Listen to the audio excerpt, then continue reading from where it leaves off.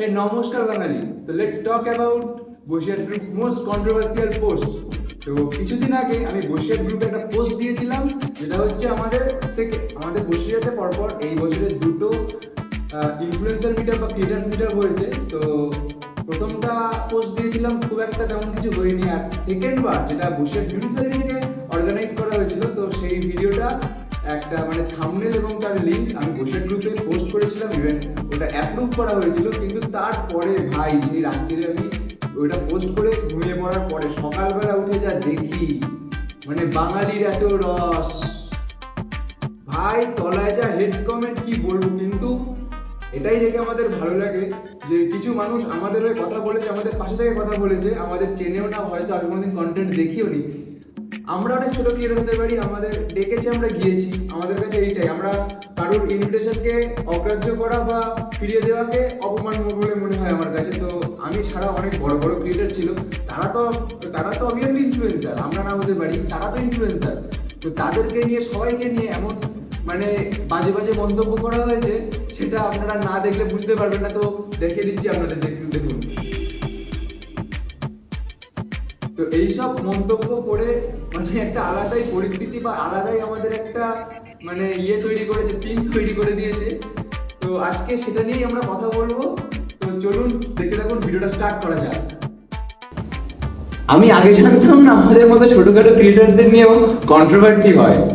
তো এই বসিরহাট গ্রুপের এই কমেন্টগুলো না দেখলে বুঝতে পারতাম না। মেন পয়েন্টে আমরা আসি। কিছুদিন আগে মানে 16ই অক্টোবর আমাদের একটা মিট আপ ছিল, সেটা হচ্ছে বিজেপি থেকে অর্গানাইজ করা হয়েছিল। তো তার দুদিন আগে আমার কাছে কল এসেছিল যে আমার একটা মিট আপ আছে, তো অর্গানাইজ করা হচ্ছে, তোমাকে ইনভাইট করা হলো, তুমি এসো। শুনিনি ভাই কারা অর্গানাইজার, কি অর্গানাইজার, অতটা কথায় যায়নি। এরকম জায়গায় একটা মিট আপ আছে, এবার পরে একটা মেসেজ করে দেওয়া হয়েছিল, ফোনে মেসেজ গিয়েছিল তার আগের দিন রাত্রেবেলা। তো গিয়ে জানলাম যে বিজেপির একটা মিট আপ। তো গেলাম, অ্যাটেন্ড করলাম, কাজ হলো। তারপরে ওই মিট আপের কিছুদিন পরে আবার একটা কল আসলো, যেটা বসিরহাট মিউনিসিপ্যালিটি থেকে করা হচ্ছে। আমি জিজ্ঞেস করলাম যে এবার অর্গানাইজার কারা, কারণ আগেরটা বিজেপি থেকে হয়েছিল, কিন্তু আমরা জানতাম না। রেখা পাত্র ম্যাডাম উপস্থিত ছিলেন। তো বললো বসিরহাট মিউনিসিপ্যালিটি থেকে, খুব ভালো। আমরা অ্যাজ এ ক্রিয়েটার, আমরা কোনো পলিটিক্যাল পার্টির হয়ে কথা বলি না, বা কোনো পলিটিক্যাল পার্টিকে সাপোর্ট করে আমরা কোনো মানে করি না, মিট আপ করি না, বা কোনো কথাবার্তা বলি না, বা নিউজ করি না। তো যাই হোক, এরকম একটা ম্যাটার। তো ঠিক আছে, আগে বিজেপির হয়েছে আমরা গিয়েছি, এবার টিএমসির হচ্ছে আমরা যাচ্ছি, আমাদের কাছে কোনো ব্যাপার না ভাই। বিরিয়ানিটাই ম্যাটার। আগেরবার পোলাও খাইয়েছিল, পরের বার বিরিয়ানি, এটাই ম্যাটার। খাচ্ছি, মজা হচ্ছে, সবার সাথে দেখা হচ্ছে। আর বসিরহাট এরকম জিনিস আগে এসে তেমনভাবে কোনো চল ছিল না। রিসেন্ট সোশ্যাল মিডিয়ার এত মানে উদ্ধত্ত বসিরহাটে দেখা গেল। যাই হোক, এটা খুব একটা ভালো জিনিস, ভালো টপিক, ভালো পয়েন্ট। আশা করি বসিরহাটে আরও হোক, আরও বড় বড় ক্রিয়েটাররা ডাক পাক। হয়তো অনেকেই খোঁজ পায়নি, ইভেন ফার্স্ট টাইম সব কিছুই একটু একটু ভুল হয়, ভুল ত্রুটি মার্জনা করতে হবে। অনেক বড় ক্রিয়েটার উপস্থিত থাকতে পারেনি, সেই জায়গায় আমাদের মতো অনেক ছোটো ক্রিয়েটাররাও ডাক পেয়েছিল। তো সব কিছুর জন্যই ধন্যবাদ বসিরহাট মিউনিসিপ্যালিটিকে বা বিজেপিকে, যেটা বিজেপি থেকে করা হয়েছিল। যাই হোক, কিন্তু তারপরে দেখি কমেন্টে লিখছে তোলা মূলের ক্রিয়েটার। আমরাও বুঝি, আমরাও 5 লাইন বুঝি, আমরা ডাবল মিনিং বুঝি। আমরা বারবার করে বলছি, আমরা কোনো পলিটিক্যাল পার্টির হয়ে কোনো কথা বলিনি বা কথা বলি না। আমাদেরকে খেতে রাখা হয়েছে, মেন কথা, বক্তৃতা দিতে রাখা হয়েছে, আমাদের সম্পর্কে বলার জন্য রাখা হয়েছে, এবং বসিরহাটে সব ক্রিয়েটাররা এক জায়গায় হবো, এই মাইন্ডসেট নিয়েই আমরা সেই মিট আপে গিয়েছিলাম। এবং প্রচুর ক্রিয়েটার আপনারা দেখতেই পাবেন, আমরা সবার সাথে ইন্টারভিউ করছি। আমরা কিন্তু পলিটিক্যাল পার্টি বা পলিটিক্যাল ম্যাটারটা অতটা তুলে ধরে নিবেন, তারা পলিটিক্যাল ম্যাটারটা অতটাও তুলে ধরেনি যতটা আপনারা ভাবছেন, বা আমাদেরকে কোনো পলিটিক্যাল পার্টি তাদের হয়ে প্রচার করতে বলিনি। এইভাবেই মিট আপ হয়েছে, মজা হয়েছে, সবকিছু হয়েছে, আমরা এনজয়মেন্ট করেছি। ঠিক এতটাই ভারী কোনো কন্টেন্ট ক্রিয়েট করে এবং কোনো চ্যানেলকে এগিয়ে নিয়ে যাওয়া, এগুলো তো আপনারা বুঝবেন না। আপনাদের সময় তো শুধু ওই পোস্টে গিয়ে হেড কমেন্ট করে নষ্ট করার জন্য, তো আমাদের তাতে কোনো যায় আসে না। ভালোই লাগে করতে, যে আপনাদের মানসিকতা, ভাই কারেন্টও চলে গেল, এই হচ্ছে আপনাদের মানসিকতা।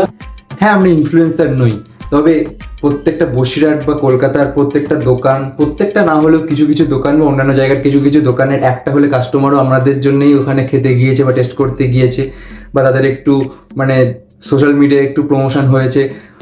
আর আমরা ইনফ্লুয়েন্সার নই, তবে আমাদের জন্যই এডুকেশনাল পারপাসে যাদের চ্যানেল আছে তারা কিছু কিছু কলেজের ফর্ম বা অন্যান্য অনেক ধরনের ইনফরমেশান বা পড়াশুনোর বিষয়ে অনেক ধরনের ইনফরমেশান আপনাদের কাছে পৌঁছে দিয়েছে।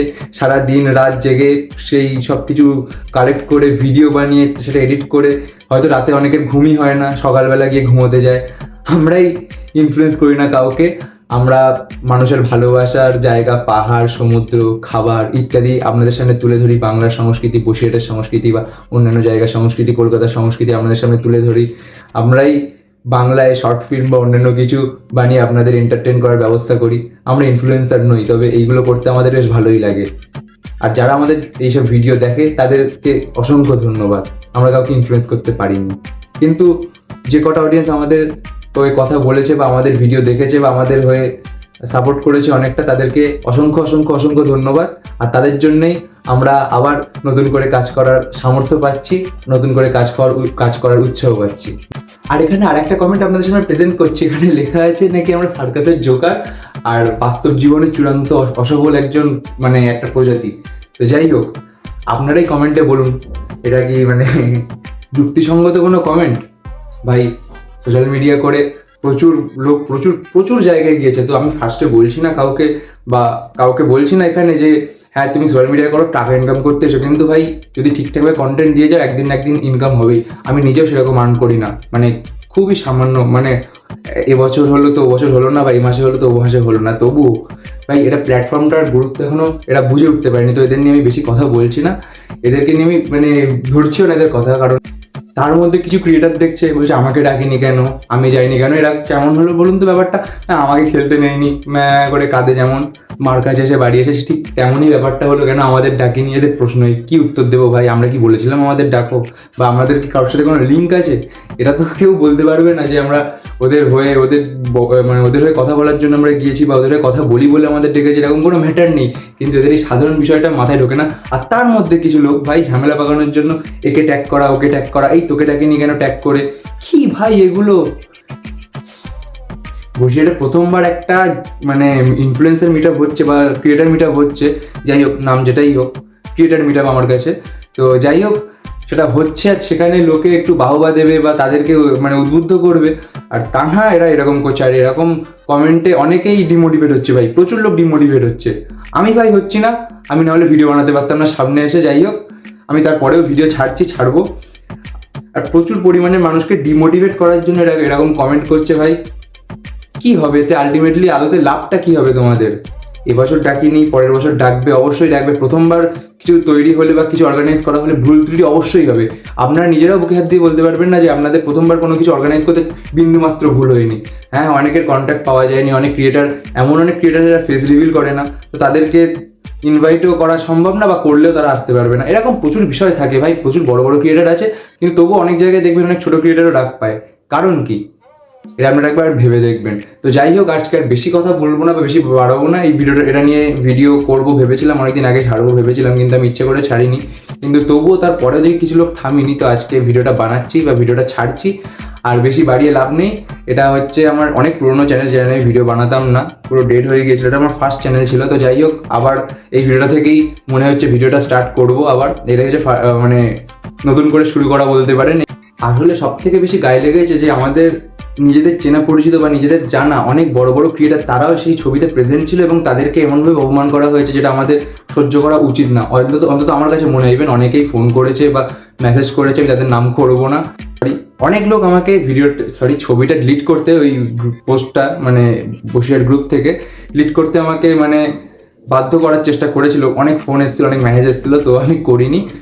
ফার্স্ট অফ অল আমি ডিলিট না করার 3টে কারণ বলছি। ফার্স্ট কারণ হচ্ছে, যদি আমরা ডিলিট করি লোকে ভাববে যে আমাদের ভুলটা ঢাকা দেওয়ার জন্য আমরা পোস্টটা ডিলিট করছি বা আমি কোনো ভুল কাজ করেছি, কিন্তু আমি তো সেটা করিনি, তাই না? আপনারা কি বলেন? আমি কোনো ভুল কাজ করিনি, তো আমি কেন পোস্টটা ডিলিট করবো? কিন্তু কোনো খারাপ জিনিসও পোস্ট করিনি, কোনো মানে বাজে জিনিসও বা কারোর হয়েও কোনো কিছু পোস্ট করিনি ভাই। আমার নিজের পার্সোনাল একটা ভিডিওর থাম্বনেল পোস্ট করেছে, তাতে এমন কমেন্ট এসছে। সেকেন্ড, আমার হয়ে যারা কথা বলেছে তাদেরকে অনেক ধন্যবাদ। তো তাদের সম্মানের কথা, তাদের মান সম্মান আছে একটা ভাই, তারা আমার হয়ে কথা বলেছে, সেই পোস্ট আমি ডিলিট করবো? এটা হতে পারে? আর থার্ড, সব থেকে গুরুত্বপূর্ণ পয়েন্ট, থার্ড পয়েন্ট, আমরা কোনো পলিটিক্যাল পার্টির হয়ে কথা বলি না ভাই। তো এখানে যদি আমি ডিলিট করি পুরোপুরি ব্যাপারটা পলিটিক্যাল ম্যাটারে চলে যাবে। আমরা বিজেপিরটা অ্যাটেন্ড করেছি, টিএমসিটা অ্যাটেন্ড করেছি, আমরা ভাই কোনো পলিটিক্যাল পার্টির না। আজকে দেখুন ভোট দিয়ে এসেছি, আজকে ভোট দিয়ে ভিডিওটা আবার বানাচ্ছি।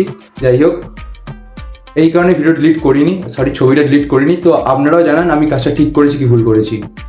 যাই হোক, আজকে ভিডিওটা এই পর্যন্তই, আর বেশি বড় করবো না ভাই, আমার ওয়াচ টাইম দরকার নেই এখন। ধন্যবাদ।